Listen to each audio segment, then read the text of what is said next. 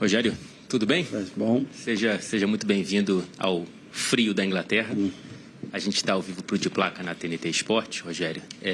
Queria primeiro te perguntar como que está sendo, né, essa experiência que a gente vê tantos sorrisos nos registros da interação entre os dois elencos ontem com o Manchester City.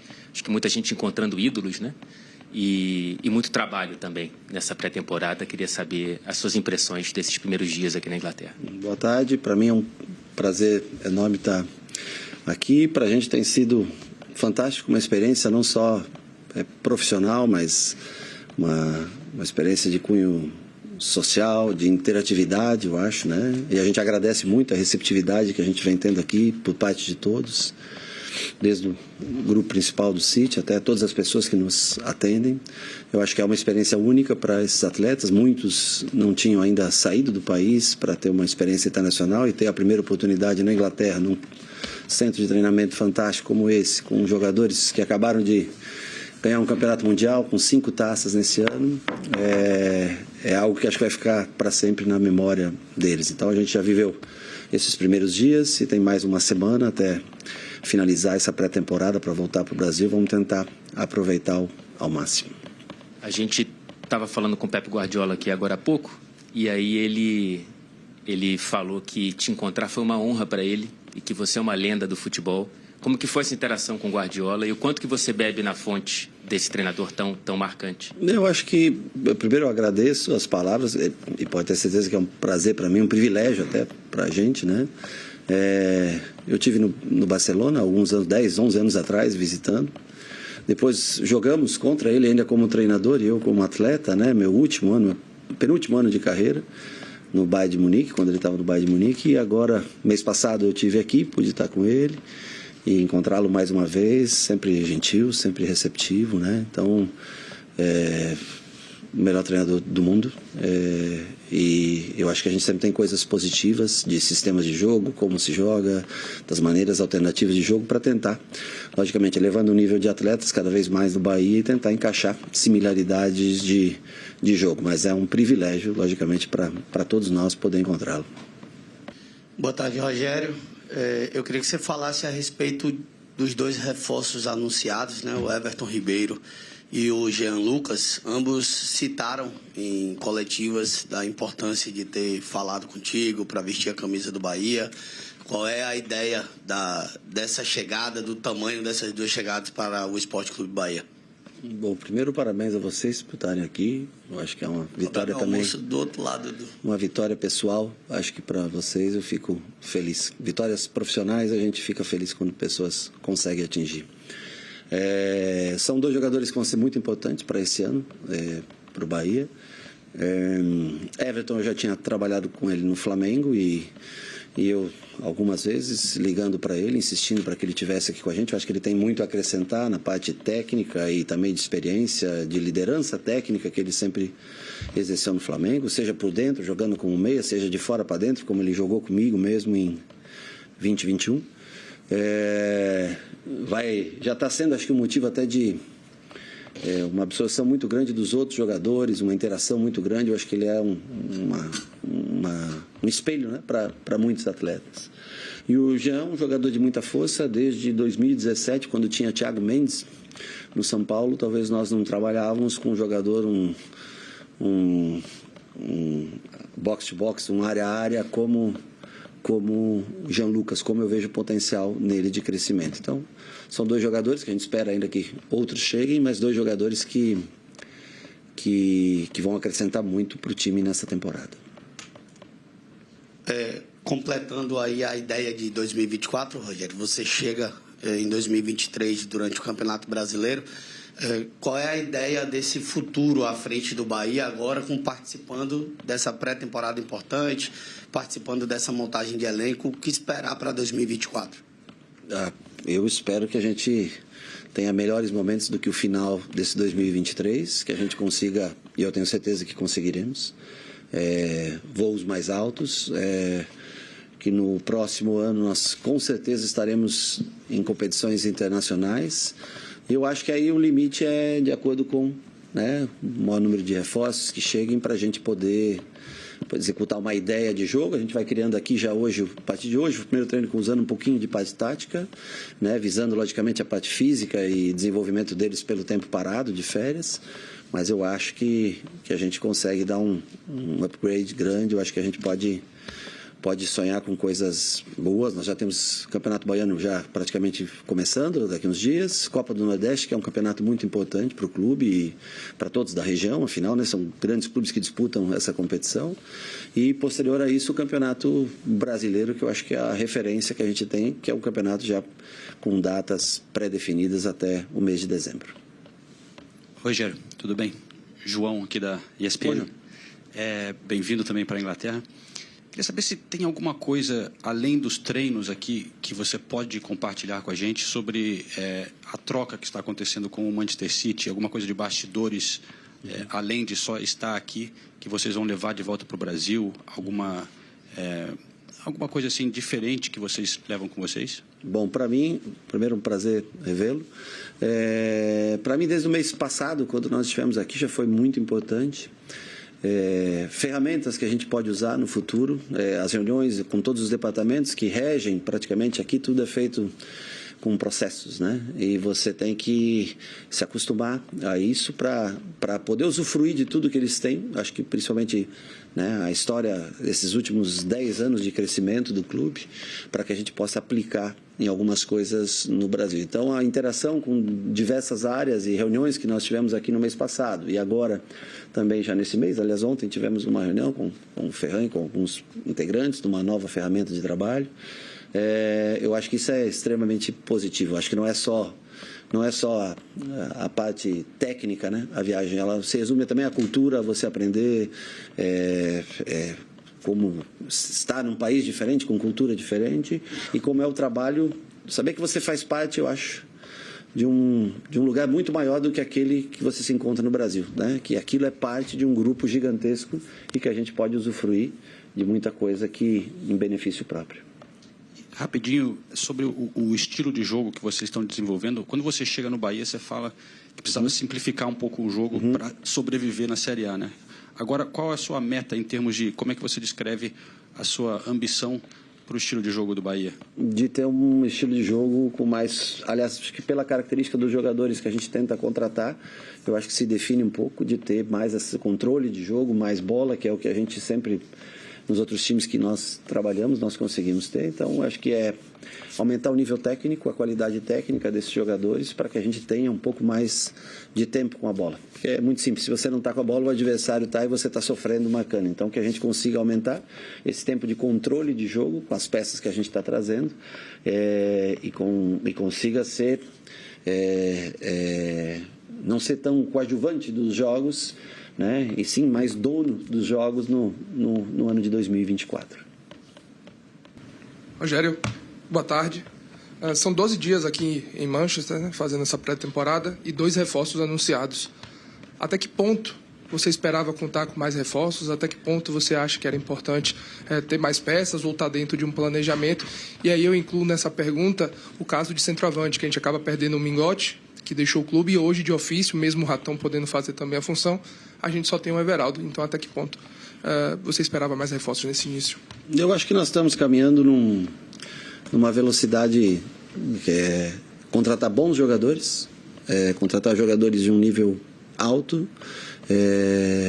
numa velocidade um pouco mais baixa para tentar ter um mínimo de erro possível, né? Eu acho que dentro do que a gente gostaria, nós conversamos, tentar reforçar o meio-campo. Nós temos, logicamente, algumas posições ainda que a gente procura, algumas que negociações estão em aberto. Claro que a gente sempre é importante ter desde o começo, mas eu acho que há tempo, durante o mês de janeiro e fevereiro, para ter uma rotatividade grande de jogadores para alguns jogos e devagarinho nós vamos contratando e encaixando esses jogadores, se não for possível aqui na pré-temporada, mas são situações que estão bem encaminhadas e que eu acredito que vão acontecer e vão fazer com que o Bahia fique cada vez mais forte até a a fase decisiva de Campeonato Baiano e de Copa do Nordeste. Mas nada que fuja do planejamento, nada que nos deixe preocupado. O que nós temos aqui hoje é suficiente para a gente começar a competição e um ou outro jogador possivelmente chegarão para que a gente se reforce para o restante do ano. E eu queria que você falasse um pouco dessa relação com a torcida que está eufórica com esse momento, né? A Bahia vindo a Manchester acompanhar esses jogadores, não embarque de vocês aqui para a Europa. Uhum. Eu acho que é um momento, eu acho que começou com aquele último jogo de Campeonato Brasileiro, onde muda-se a trajetória, onde o Bahia se mantém na Série A. Eu acho que o Grupo City sempre falou de investimentos futuros. E nós estamos tentando fazer o melhor para qualificar cada vez mais o elenco, né? Além das peças que já estavam aqui, que renderam bem no ano passado, tentando qualificar, como exemplo, o Everton e o Jean. E eu acho que isso claro que não é um título, não é uma coisa para se comemorar, mas diante da circunstância que nós nos encontrávamos na última rodada, eu acho que o torcedor ficou mais alegre, mais eufórico e não quer mais passar por uma situação como essa. Então, assim, todos no Brasil estão se reforçando bastante. É um mês onde a Liga aportou bastante dinheiro para os clubes. Eu acho que muitos estão se reforçando. É um campeonato que deve ser mais disputado ainda no próximo ano. E a gente espera, eu tenho convicção, que a gente possa entregar um grande ano para o Bahia, talvez... na minha convicção, o melhor ano dos pontos corridos. As a small boy, I fell in love with football, the beautiful game, because of the way that Brazil played with Pelé, Rivellino, Jairzinho, Carlos Alberto, and the great 82 team, Socrates, Nader.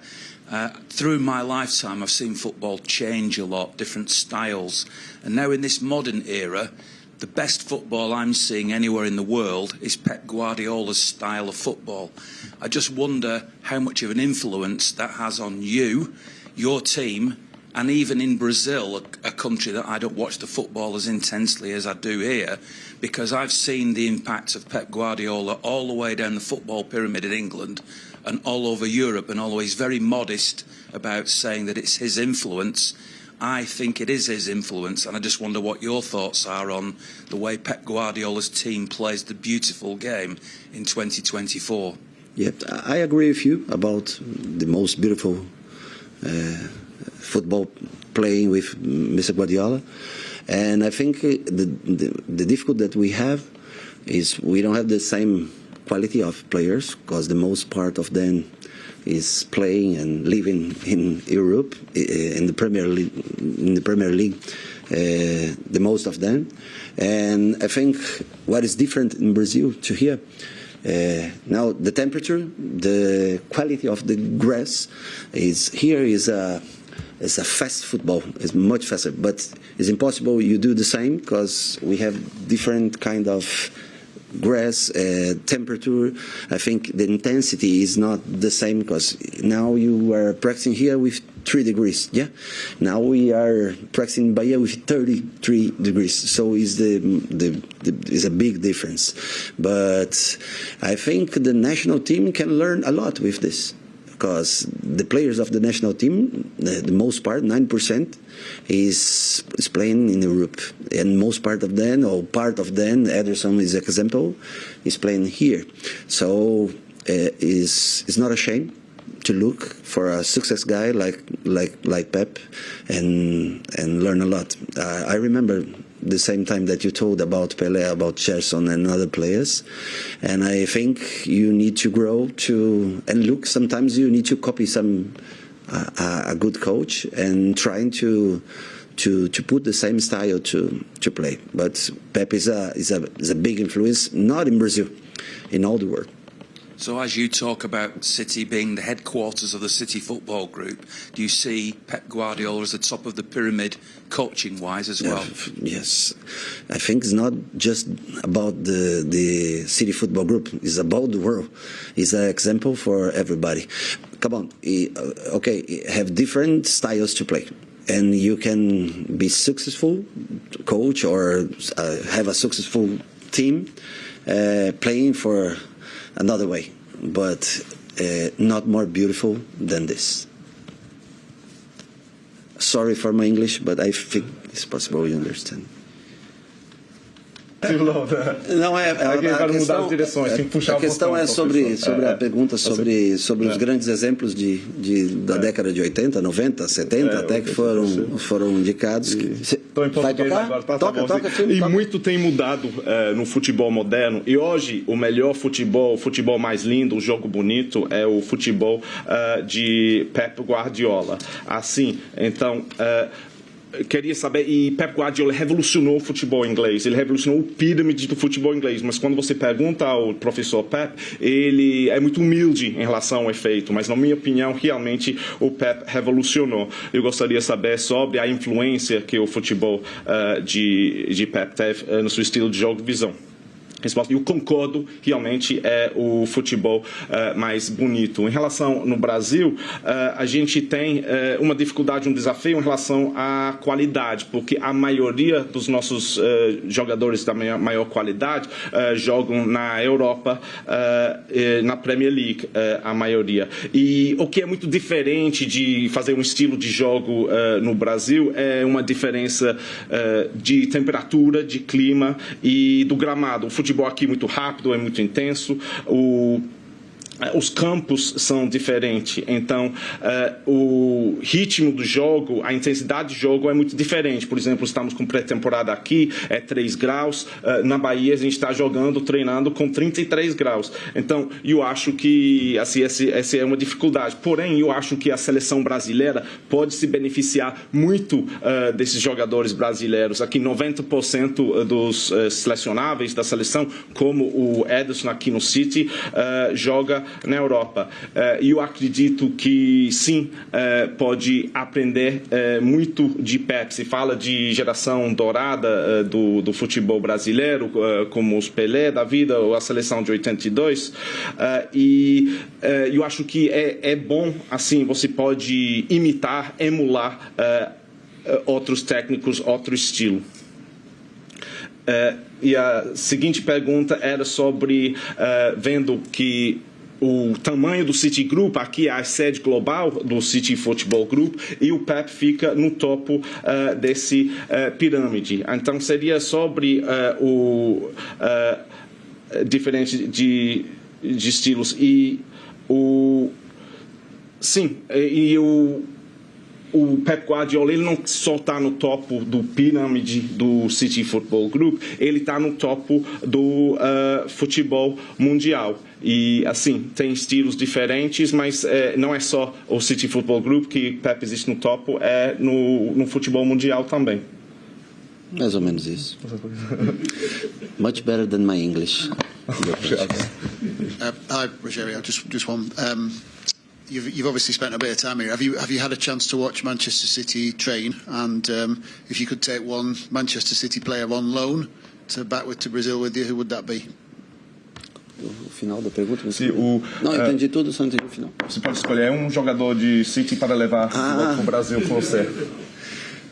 It's difficult. So all the players are fantastic, and the last time that I was here, I watched it versus Crystal Palace, the 2-2, and come on. I love all the players. The defenders, the way that they build the game, the guys in the side that 1v1, and it's difficult. If maybe Pep could be my place there, and I come here so we can change. Or no, every player here is different. The football here is different. It's another level. It's another speed. It's another way to stay with the ball and control the game. I think any player of this help us a lot if go to Brazil, but it's not possible. And just one more, Rogério. Here in the northwest, we have both Ederson and Alisson at Liverpool. Obviously, two Brazilian goalkeepers. As a Brazilian goalkeeper yourself, which one do you prefer and why? It's difficult because we have Alisson and Ederson here. Yeah, both goalkeepers with a level to play in the national team. And Ederson started to play in the same team like I played during all my life in São Paulo Football Club. So he growing up looking how to play, especially with feet. So I think it's a tendency that changed the world, that changed the goalkeepers in the world to start to build the game. And the last time that I was here, I don't know if he's the best. This year, he was the first goalkeeper, the best goalkeeper of the world. But each year you can change between. He is in the first five best goalkeepers of the world. But to build a game, start with the ball, with defenders and him. I think he's the best one of the world. I think he deserves, and probably, especially with Denise, continue to practice in the national team. Probably he will be the number one of the national team. Now we changed the coach in Brazil, so change sometimes the style, and I don't know what's happened, but Ederson is very special. Pergunta aqui era sobre se tiver a oportunidade assistir o treino do Manchester City e se pudesse levar algum jogador do City para jogar na Bahia, qual seria? Aí seria muito difícil, porque todos os jogadores são fantásticos. A última vez que eu esteve aqui, eu tive a oportunidade de assistir o jogo contra Crystal Palace, o 2-2, e eu amei todos os jogadores. E eu gosto tanto da forma que os defensores conseguem construir a jogada lá de trás, a qualidade dos jogadores no 1 contra 1. Então é muito difícil. Talvez podemos fazer um intercâmbio, o Pep vai lá para a Bahia e eu fico como treinador aqui. Mas não é brincadeira, assim. É diferente o futebol aqui, a velocidade, o nível é muito mais alto em relação à bola, em relação ao controle. Então qualquer jogador do City ajudaria muito a Bahia, mas não, esse não é uma possibilidade. Agora aqui no Nordeste temos dois goleiros, Ederson e Alisson. Quem é o melhor? Agora é muito difícil porque o Alisson e Ederson, os dois são goleiros do nível seleção. Agora Ederson especificamente, que ele cresceu, ele iniciou a carreira no mesmo clube onde eu passei minha carreira inteira, que é o São Paulo Futebol Clube.